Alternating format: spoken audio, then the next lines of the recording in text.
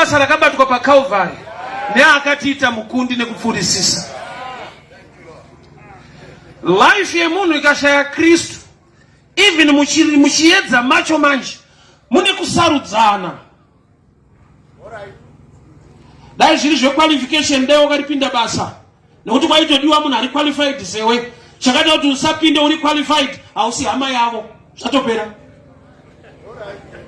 Unotoziva kuti akaenda panzvimbo pako ukatomukunda even painterview, akaenda panzvimbo pako asisi qualified yezviwa, unotozviziva kuti munguva yacho yechiedza mune utsotsi hurimo. Saka nyasha dzikashayikwa, Rachel anotora manotsi kuna Leah kuti dzimba dziri sei. Ndiri kuti kudii manerana, ndiri kuti inzwa chinonzi nyasha ndo chinoda kuvavirirwa kutsvakwa muna Jehovha. Why? Nokuti mazuva atakurarama acho haasi fair. Bible rangu rinoti the race is not to the swift, asi kuti time and chance are given to all. But kuziva kuti this is my time, this is the chance, it's something else. It's a revelation. Why? Nokuti baba ari pano vanonzi Labani, kwete vasikana, baba ndo vakaronga plan yakuti kana ava manheru tichakupa mudzimai wako. So Leah haasi kuziva kuti tororwa nguva isingatarisirwe kurorwa munhu, tinogamuchirika nguva isingagamuchirwe vanhu. Vasingatide vachasvika pakutida nokuti kuna Mwari akatida.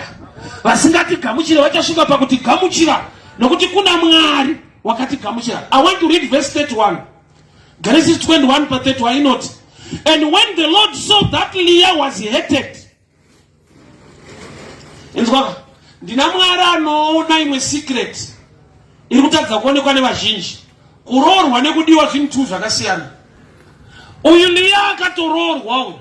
Mwari havana kuona Leah asina kurorwa. Zvanzi Mwari pavakaona kuti Leah haasi kudiwa, kwete kusarorwa, anga atororwa, but mukurorwa imomo maiva nekusadiwa. Do you know that it's something that is so secret? Chekuti vakarorwa totofundzwa kuti vanodiwa kaizvo. Kusvika Bhaibheri rinosvika parinonyorwa kunzi varume dai vakadzi venyu, kuti varume vane vakadzi vavo, asi kuzoda vakadzi vavo atiwo Mwari. Asaona kuinzwa vhesi. Hazvina kunzi varume dai vakadzi venyu, kuti kutoda wako kwacho ibasa. Mwari anofanirwa topindira kuti padiwe munhu mumba imomo. Marriage first stage, kudiwa chimwe chikamu. Bible rati Mwari vakaona kuti Leah haasi kudiwa, kwete hana kurorwa. Tapi ya Mwari ndo muda manje anoona kuti kushanda uri kushanda, but hauna chauri kushandira. Nokuti panoti yati kudametirei vari kuda mabasa hausimuke, but wega unotoziva kuti neni wanyanga ndiri pabasa ndiri pamahwani. Saka ndisana munzwa autoko yekuti vanoshandira mahara uya kumberu kunenge kunyadzisa vanhu. Zvinonzi vasingashande uyai, nevari kushandira mahara amuuye. Ndofunga nhasi tichaiita yekunamatira vari mudzimba kuti vadiwe. Mwari harevi nemaoko ona yabuda muBhaibheri iriko inotambika iyi. Haisi nyowani ndiye kudharei. Vanhu vairorwa vasingadiwe. When the Lord God saw that Leah was hated. Kurati Mwari vanodongorera mumarriage dzevanhu. Wataona kuti imba ika munhu adiwa but vachovha 5 years 10 years vana but munhu adiwa. Mwari vakaona kuti munhu haasi kudiwa, and you opened the womb of Leah. Kurati Mwari vakuisa tuma advantage kuti adiwe but ngaabereke. Haasi kudiwa but achabereka zvichaunza kudiwa kwake. Tunani pane imwe blessing Mwari anounza kwete pauri but through iwewe, yekuti nyangwe iwo washanda pasina chabatika, but vachakupa nyasha kuti uwo mwana wauchabereka achakonzera zvinobatika. Tine vanhu vakuru vaziva zvinhu zvakanaka nekuda kwevana ava vakabereka. Vana vako vakatakura ropafadzo vanochinja ramangwana rako semubereki. Saka uchifanirwa kugara uchinamatira vana vako. Don't curse them. Usatare mazuva ari negative. Zibenzi. Why? Sometimes your answer is through your kids. When the Lord saw that Leah was hated, munari marriage, ari hated. Ari kuvengerwei muwanano. Akurambe kuri usiku kunomboedza. Sanoona kuti kumhanya kweduko. Kana warorwa usiku, panda nyasha zhinji kona kwachena. Panitika marikavari. Kuti unogona kurorwa mutime yekuti munhu wako asisi kudhonza mushi. Paano vaseto kudhonza mushi, unonzwa kuti hausi type yangu. Tane vanatiri makaro zvematype. Akarorwa murima kana kwaedza, anofanira kuziva kukwira gomo. Chinhu chake chine nyaya ichi. Chidhiri cheusiku ichi kana kwaedza kune basa. Chachindinzwe. Mwari wa Leah akakonzera type isingadiwe kugara mumba macho. But Leah chichakupa kuregera kushaina. Kuna akadiwa but wawakatangira. Saka zvino kuti iwe ndiwe wanga wadiwa. Gona kuremekedza asati amumba. Nokuti ukama hwenyu ndo hwakashedza mukomana kuti auye kuzoshanda achida musikana pano. Tamaunda kuti nzwandipatsana kuremusha. Leah kana wamumba, salary yauya murume atambira mapiwa zvekudya maakufara. Ukaona Rachel achidarika usataure mazwi asiriwo. Nekuda kuti chakaita kuti shasha ifunge kuroora. Yanga yafunga muningina wako kwete iwewe. Saka iwe wakapindira kuti uri hama. So pandino understand nyaya relationship ndo pandakaibatira. Ukaona ukama na Kristu chona pane zvinoitika mu life mako. Kwete nekuti you are too prayerful kana you are too powerful. It's just by his grace. Ende munhu anoundastanda nyasha agone kuchinyira mumwe munhu. Handi wakazviita mukugona nekuchenjera kwako, but kune nyasha dzakauya nekuda kweukama hwawakatenda. Zvoda kuti dai Leah asiri related kuna Rachel, azvaita kuti aroreke. Nokuti mukomana uyu aida muning'ina, mukoma ndokubva vazowaniswa mukana. Zvoda kuti dai asiri muning'ina wake, aiuya pamba apa kuzoshanda. Church ndinzwe, relationship is the key paturnaround yeupenyu mumazuva atiri kurarama. Ukashaiwa ukama na Kristu, ukashaiwa ukama na Mwari. Unoziva kuti Mwari wedu ane tsika yekuoperate in two dimensions. Anoperate saMwari as God, anoperate saFather, sababa kuvana vake. Makategori waari tu ane nyaya. Kune zvinoitirwa vanhu zvisingaitirwe vana.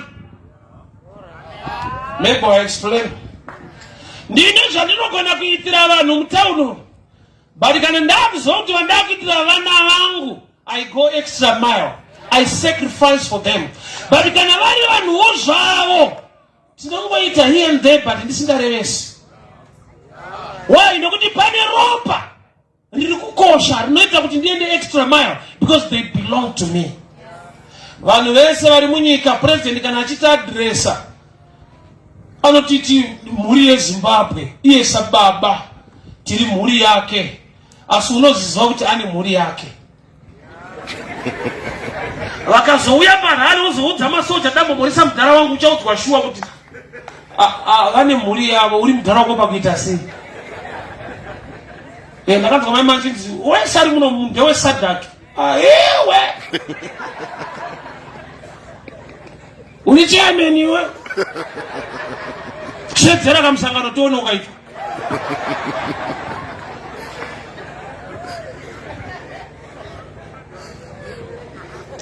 Relationship ndo yakonzera benefit kuna Leah, not beauty.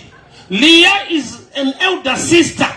Saka nekuda kwokuti muning'ina aidiwa, pamba ipapo. Dai uyu aigara kune imwe imba, azvairongwa kuti uyu atorwe kune imwe mhuri achiendeswa kuna Jacob. But inyaya kuti zvaitikira pamba, zvoreva kuti kana uri wepamba dziri dzemudanga, wakatengwa neropa raKristu, kune zvinoitika nekuti uri wepano.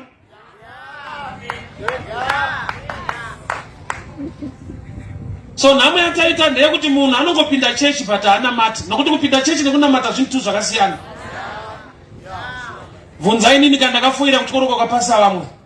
Isu taenda kuchikoro nemunodzidza kuchikoro taingoenda chechi. Saka pavanhu vakaenda kuchikoro ndiripo vakapasa ndipo. Kurati kuenda kuchikoro nekuzopasa zvinhu zvakasiyana. Nozona chinetsana itango wakaenda kuchikoro vakuru kuenda isi nyaya. Nedofo rinoenda. My results ane chekuita nededication yako. Ne how serious you are. No matter the type of school. Nozona nofika chikoro chakaenda achisi right. Kwa mwana pasa sei chikoro chisi right icho. Nofika chechi ndoda chechi iri powerful. There is power in the name of Jesus. Not in the name of church.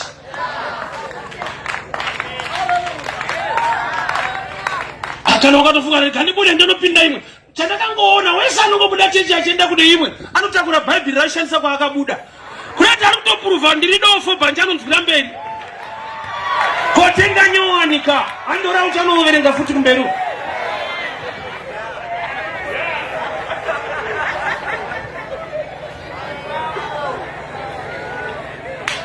Key turn around in life.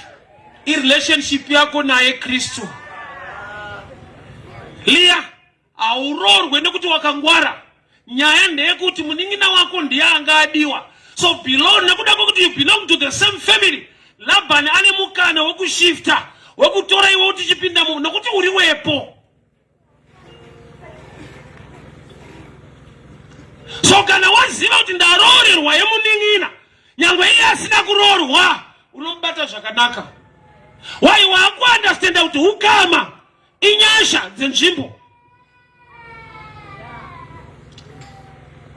Mwari vakatendeka vakakonzera kuti munhu asina kutariswa nemeso akajajwa zviri wrong agamuchirikewo. Sa unoona kuti tsika yaLabhani yakatsigirwa naMwari, nokuti kana Mwari vakazotarisa mumba imomo marorwa munhu ari kunzi haasiriye, voona kuti haasi kudiwa, voita zvavanoita kuti adike. Zvoti Labhani paakati mutemo wekuno haasi mudiki anotanga, haasi mudiki anotanga mukuru akagara. Zvoti mutemo ukaLabhani unenge unotsigira shoko. Nokuti chinotanga is New Testament, chinotanga is the old one. Mukuru ndiye anotanga mudiki ozotevera. So vakadzi vari vaviri mulife yaJacob matestament maviri, kureva kuti yekutanga inongova yeshadow. Saka haisi original picture. Wekutanga haana kuti nakei, she represents a shadow of the real thing. Pamwe uchandinzwa manje. So hanzi kuna kuti nemutemo wedu akurorwa apfana vakuru variko. Saka mukadzi wako tokupa manheru, ndo madhara akanaka anoziva weakness yemwana wake, but ozoti anoenda zvakadaro zvakadaro. Ndomwe vachisekedzana masikati vachimboudzana vasikana vaitombochinyirana so ndowanikwa neatanga ndoona uya zoshanda pano ari kutodai nini yekuti wabvimbwa handisi kuiramba, yekupinda mumba ine nyaya. Bvunza kune munhu aengeja kumakore akawanda pano. Akatotangira vanhu kuengeja, akatangirwa kuzopinda mumba. Ring engagement inosvika pakurwadza. Zviriko ka. Uyo wandiri kuparidza uyo akatangirwa iye akanaka. Why nekuda kwokuti baba vane nyaya dzavabata pano, vari kuinterpreta shoko raJehovha, but Jacob haasi kuzviona. Inzwa Jacob achitoenda kumba uko, he had a dream ari panzvimbo inonzi Bethel. Zvanzi ari paBethel akarota paine manera eladha, ngirozi dzaikwidza nekudzika. Pamusoro pemaladha Jehovha varipo, vakati kwese kwaunoenda ndinewe. Saka Mwari sei vachiregera munhu wavakapromisa kuti ndinewe achinotsotswa zvaari kuda. Jacob haasi kutsotswa zvaari kuda, ndiye asingazive zvaanofanirwa kuda. Nokuti saidi raari kuda iye aritipe Kristu, rinotipa Joseph na Benjamin. Saidi raakamaka raLeah ndo rina Judha, rinotipa Jesu. Saka saidi rine ruponeso haridiwe nevazhinji vanoda zvavanoda. Zvatoda isusu zvakatinakira handizvo zviri kudiwa naMwari zvinotiita kuti tive vakanaka.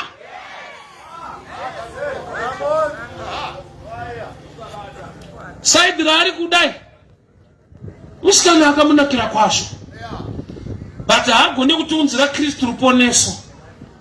Saka uyu Bible rinoti aiva nemeso akaneta. In other ways, kuchirungu rinobva rati hazel eyes, meso anenge anopesana. You understand it? Meso achireva chiono kana kuti kuona kana kuti vision.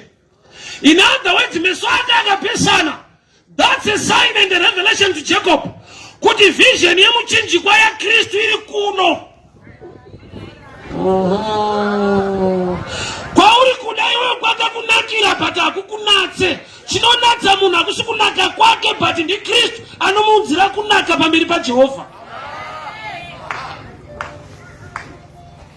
Saka ineche munhu, saka uyu akava nedream yakatadza kuinterpreta zvakanaka. Ngirozi dzimwe dzaikwidza, dzimwe dzichidzika, dziri paladder esystem. Ngirozi dziri kukwidza ndo zvinoitirwa munhu, zvinoita munhu achiitira Mwari wake. Dziri kudzika ndo zvaunopiwa naJehovha semaropafadzo. Saka problem yevazhinji vanoda ladder system inongirozi dzinoburuka, havadi dzinokwidza. Havadi kuudzwa zvokuitira Mwari, vanoda kuudzwa zvavachaitirwa naMwari. Zvavakaitirwa naMwari kunza Judha nokupa Jesu ruponeso. Nokuda kwekuti Bible rinoti for God so loved the world he gave. Kunati kunalia i-giving yaJehovha kwete yaLabhani. Why? Nokuti giving yaJehovha ndo ina Kristu. But the choice yemunhu haina Kristu, ine kunakidzwa nemaonero ake. Saka rikatoparidzwa so unoda panokunakidza kwete pana Kristu. Kuti raburitswa tatengesa raenda. Kuenda kwa Joseph ndo yakavaanza, but chakamuendesa ndi Judha. Kureva kuti chinoponesa munzara ndo chawakamaka. Kunobva Judha ukufarire. Asi kuri kubva Joseph ndo kwaunoda because munhu nzara haide. Angatoda zvinogutsa dumbu. Mwari wa Jacob ndiye Mwari wa Israel. Saka Jacob ari kudemonstrate. Saka Mwari vatomupa a dream. Saka tiona Jesu paanouya. Unotaura naNathaniel kuti muIsraeri asina kana chipomerwa pandiri uchaona ngirozi dzinokwira nekudzika. Church ndinzwe, mikana mazuva tiri kurarama ekungwara kwako nekugona kwako hakusisina, rava rima rega rega. But nyasha dzaJehovha murima imomo dzinoshanda. Vanhu vachikutarisa una potential, hakuna kunoendwa. There is a clip inombotenderera so. Endetara pamusi wakati waparents day kuchikoro, vabereki vanouya kuzoona mabhuku ka edu emadofa anenge ane nyaya dzinonyadzisa. So teacher anga akutsanangurira mbereki wangu zvanzi pana tsana wakava pane basa irima rega rega. Ende bhuku richivhurwa zvichikonfirm kuti rima riye ndiro riri ndizvo zvizvi. Apa dai makatotengesa mbudzi pamwe dzaibereka. Teacher akadaro yeye achiri kuticha grade 4 inda akuticha nations. Ngaumwe teacher ajudgwa neumwe teacher we grade 4. Ichokwadi ndiririma but murima imomo ndiri kupisa. Hakune madofa anokonzeresa. Kakabatwa nenyasha dzaJehovha unotozishamisika kudza kuti ndina kuti funda ibva noona kuti but shasha inenge ine wisdom. I remember there was a day ndakashedzwa pa UZ kuGwararo. Ndaimumboti teacher also. Vakandikunda vakaenda kunodzidza, indakakundwa ndakateera kunodzidzisa ikoko futi. Varume Jesu akakubata so unoshaina. Vamwe wangu vakaenda students because vakandikunda. Ini ndakakundwa ndakazoteera is another lecturer ikoko futi. And avaimbozvifungidzira kuti ndingasvike ikoko. But vakaona ndaa ikoko. Ndakutobvunza ndiri kumberi kuti unotowa kudiyo, ndakutomakirawo vamwe vavo ikoko. Rima ririko, nyasha dziriko. Choice yako murima, sarudzo yako murima. ndokutenzwa musikana wekawe ari kunzi nababa wake chiuya kuno mwanangu pinda mumba muna Jacob. Zvinototora faith ufunge kupinda mausingadiwe uchitemba kuti zvinobuda musha. But baba vanoziva metsi dzavo kuti usiku mwanangu beauty haisi kushanda. Jacob akatozoona kwakuseni manje. Aiwa ndapiwa munhu asiriye. Zvikanzi nababa wacho aiwa even wapiwa asiriye chatochaya wakupinda dzimwe 7 years. Ushandire chaiye. Vakabva vane barika vakadzi 2. Waida newaasingade. Mwari ndokubva vadongorera marriage iyoyo. Ndozvandodira Mwari. Life yako kana watenda kwavari vanopota vachiidongorera kuti pauri kushanda apa pane zvauri kubatawo here. Muwanano mune kudiwa kwemunhu here. Ndina Mwari asingakanganwe. Kana wakachiwana neropafadzo chinorindwa naJehovha. Nokuti dai asina kutemba kuti baba zvauri kuronga zvinoita aita debate nababa kuti mudhara muri kuzoziva kuti mukati muri kudiwa mufana wangu kwete inini. Tine vanhu vatinotoziva kuti ndo type inofana kunge ichisumuka nekubudirirai.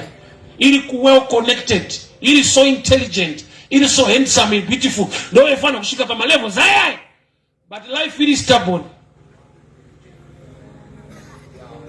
Kwakusvika vanhu vokuti unoshama kuti uyapasvika sei kuti Stefan unge tiri ikoko. It's not by mighty, no by power, but by the Spirit of God. Usiku kana wasvika kune type ichanyemwerera usiku kwete masikati. Ndokuti Bible roti vana veIsraeri kana wava usiku vaifamba with a pillar of fire.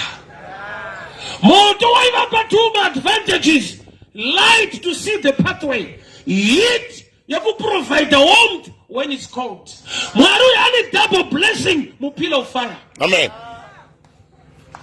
Hauna kungopinda muwanano chete na Jacob, asi uchabereka rudzi richati paKristu.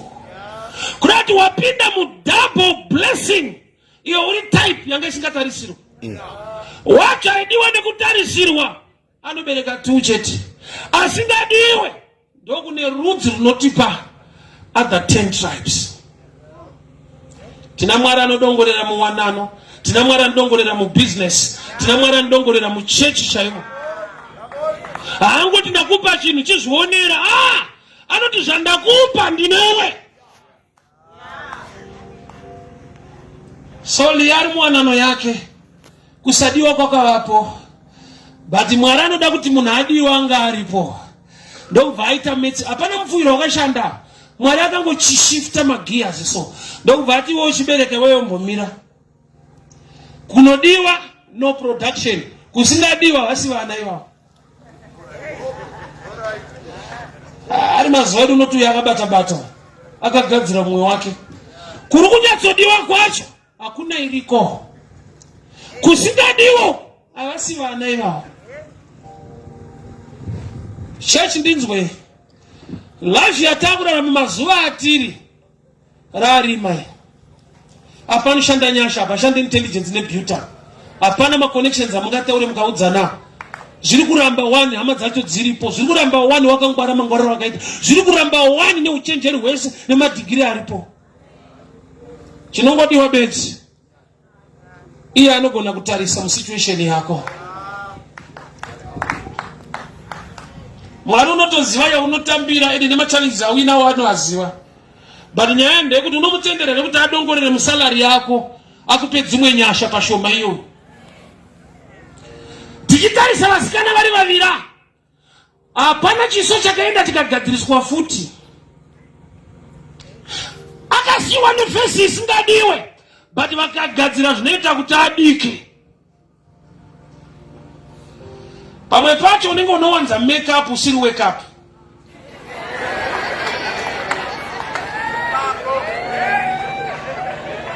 Zvaunoshamba kuti vanondisira ine fesi yese, hatisi kudonza. Wake up yashoma pane make up checked. Mwari walia akadongorera akaona kuti nyaya enda kugadziriswa. Handiziva ndiri kuparidzira manhero anhasi. Une mamwe maissues ekuti unonyara kutaura. Because already uri muwanano yacho.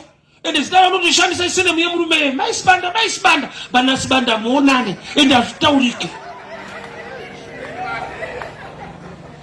Muri murenji rovha nasibanda muchishautwa munhu murenji rovha hazvinzwike.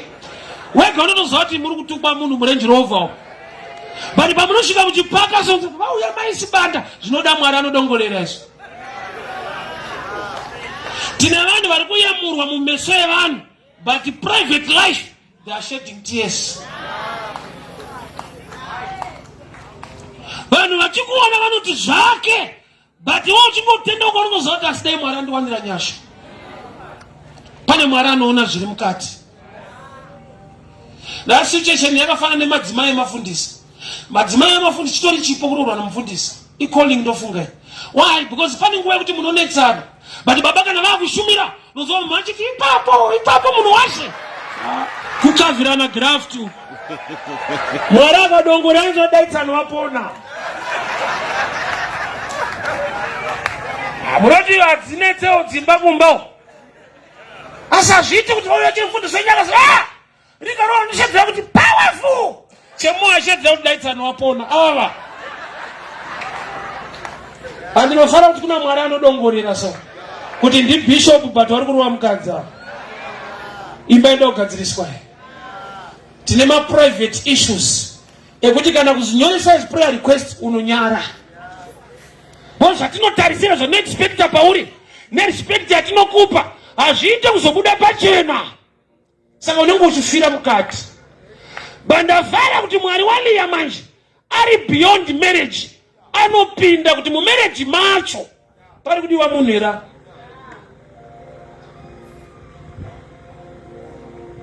Nepamwe Mwari paanotoona kuti apa munhu ari kudiwa but ari kudiwa kunzi ashandiswa. Vanoona futi. Nokuti tine vanhu vane matambudziko ka. Ekuti ivo vanotoda kutozoudzwa nevamwe vanhu kuti idambudziko nokuti kwavari zvinenge zvitori right. Because imagine kuti uri kudana naye hadi kukuroora but anotokuda, but kwete kukuroora but anokuda.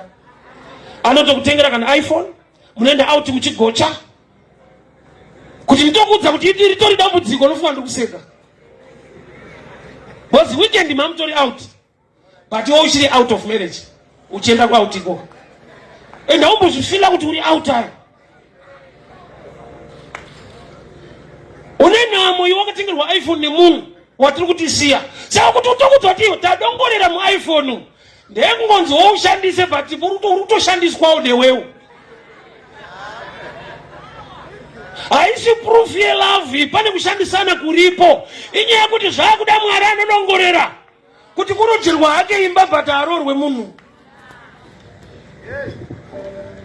Kune private issues. Ekuti pakashayikwa ziso raJehovha. Tine vanhu vanodzokera kumbako vane nhamo dzakazara mukati. Nokuti hazviite kuti utaure. Nokuti society inokuremekedza, inokugamuchira. Mainingi pananingi wacho. Pane nyaya. Ezi marriage yakamira negumba unokonzi enda ungoshaut ndotangira papo kuenda kwacho. But pada kuenda munhu. But ungafamba uchitaura kuti mumwe wangu ndakuenda manje. Nokuti rega nditende Mwari nemba yakandipa chimoyo chitoziva kuti imba yacho. Zvoda Mwari anopota achidongorera. Kuti munhu anogara mutauni but life yaanorarama haisi kutauni iyi. Zviriko ka. Unenge uri mutonazi, une life yekumusha. Denga rikakudongorera rinotoona kuti itauni zvayo but iyi life iyi. Tekumusha. Wekumusha uchitoroiwa kunzi unogara kutauni. Dai varo elaita. Kutambisa mushonga ka. Nawa watobereka mwana wacho chomuchiteki. Kuti kudi kune private issues. Yekuti you need the eye of God to look at it. Azvitaurike. Ndatoparidza so. Akadongorera mumarriage vakanyatsa kuti munhu wedu yakaroorwa kokudiwa haufa. Ndoona kuti hapasi kudiwa munhu. Ndoko vatanga kuti Mwari ngaaite metsi dzake dzinoita kuti udike. Ugamuchirike. But Mwari akaita dzimwe metsi so unogamuchirika.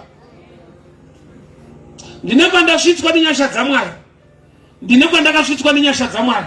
Ndine kwandiri kuenda nenyasha dzake.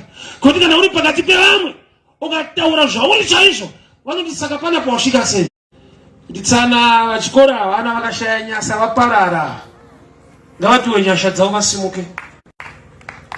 The God of Leah unoita kuti nyange usiku uwe favorable kwauri. Ndati usiku uno representing towards your life. Season yatiri mu economy ya Zimbabwe usiku. But munana liya vanogona kukuta ndakavakaimba mukuoma kwazvo. Times of COVID, I'll give you this testimony. Gorere COVID. Murwere wese we COVID we. Pane nyasha dzandakaona salia. Somebody called me. Mugorera chore ndokuvandudza ndi 2021 to 2022. Ndokuvanditi I always see you preaching the street. Vana vasikungana kuna zviri kuitika. The Lord has instructed me to put you on salary for this whole year. Shika COVID yapera. Kunati pakapera COVID nini ndakatobatikana. Yanga ine mari yangu. Ndakanji kakashuwa zve. Ndoma ndakaziva salary kai. Every month ndaenda pa bank kunotora mari mu COVID. Ndandanzi kusvika yapera. Saka yakapera ndakatobatikana utaumana koindawa. Why? Because usiku haunakire munhu wese. But venyasha vanogona kupupura kuti kwaiva nerima asi wani ndakawanikwa zvakadaro. Hakuna vaifamba, hakuna vaishanda, hakuna kwaiendwa. But Mwari akaronda nyasha dzikauya muupenyu hwangu. Ndikaona kumwe kunaka kwaMwari in hard times. The God of Leah is the same yesterday, today and forever. My disadvantages esari pauri. You just need the grace of God. Unopupura uchanduudza kuti mukunetsa kwazvo nekuoma kwazvo mutime yatakanzi ava vadiwe toda ava Mwari zvaakaita. Iwe kuona nyaya yabudiswa pachena kuti uyu handidi ndoda usha zvorwadza. Usadiwa kunobhohwa kunzi iwewe handidi avo zvandiri mukuru futi uri kurohwa netime neage onzi hatisi kuda type toda usha. Saka ndakushanda 7 years kana ndapedza ndiri kuda uyu. Patime yekuti asati arupiwa mukadzi wake ashanda 7 years. Unaziva kuti mudiki aigona kuchinyira mukoma kuti kungokura mahara mudiwe. Tisu tiri kushandirwa pano. Gore rechi6 imba yangu mai manji. I see my marriage. Akupinda mu 7 years my marriage are just around the corner. Usatambe na Mwari. The race is not to the swift or the battle to the strong, but the time and chance are given to all. Vakuru ndimi munenge mune engagement ring yacho. Ndimakachodwa maonekwa na Jacob. Mukashandirwa ani target yekuti my beautiful wife Rachel. Kana pa status wakaiswa, bali kuiswa mumbani pa status zvakasiyana. Unofira pa status wakaita zvekutamba. Enda ukomana chawadzore chimba unokugadzika pa status ipapo kwete mumoyo. Uri mfoni ka usiwo mumoyo maka hamuna iwewe. Uri mfoni.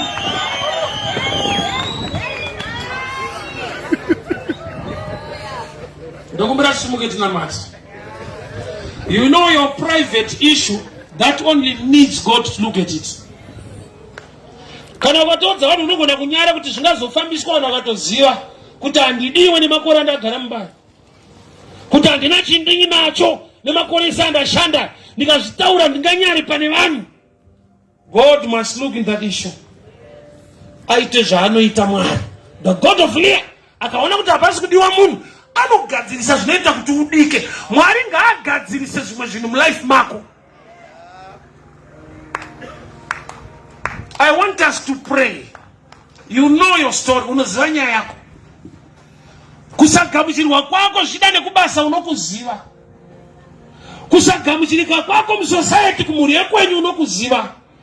But ndashumira Mwari wa Leah wekuti zvese zviri against you unopupura kuti ndakamupinda nenyasha. Zuva risipo rinoonekwa vakati nakei takapinda ari manheru but hatina kuzobuda. Mwari ngaise security pa business ne blessing yako. I want us to pray first. Let us pray. Let's begin to pray. Father, we thank you for your word. We thank you for your grace. We thank you for your favor. You are the same yesterday, today, and forever. The God of Leah. Baba ndikuna matera turn around. Mukudoka kwezuwa. Munguwa isingatarisirwe. Kunzilanga budirire. Mu economy yakao makudai. Isingatarisirwe. Kunzanga wakeimba. Mu economy yakao makudai. Isingatarisirwe. Kunzanga chati.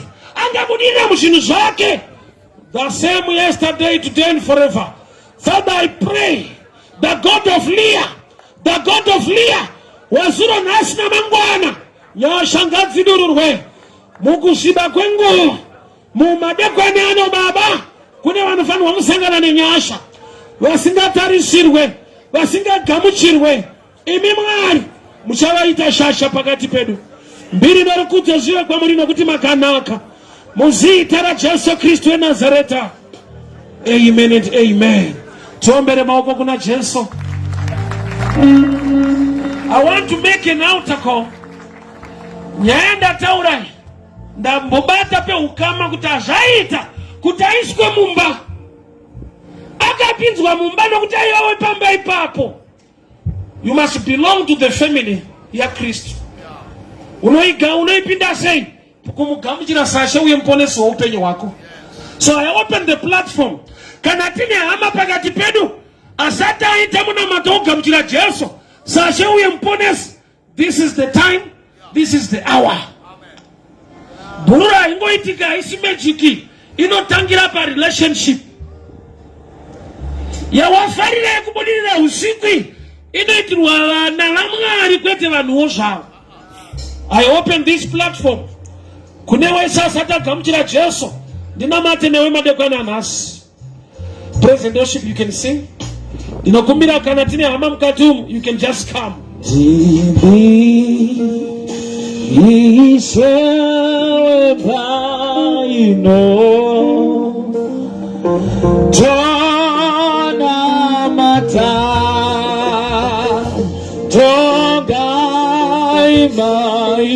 Dimi se baino baba, Dimi se baino baba. This is the time, Mama, you can come and pray with you. This is the time. Dimi se baino baba. Personal choice. Tarisa upenyo wako. Wati kwa upenyo wako. Tona mata. Unodare ukama.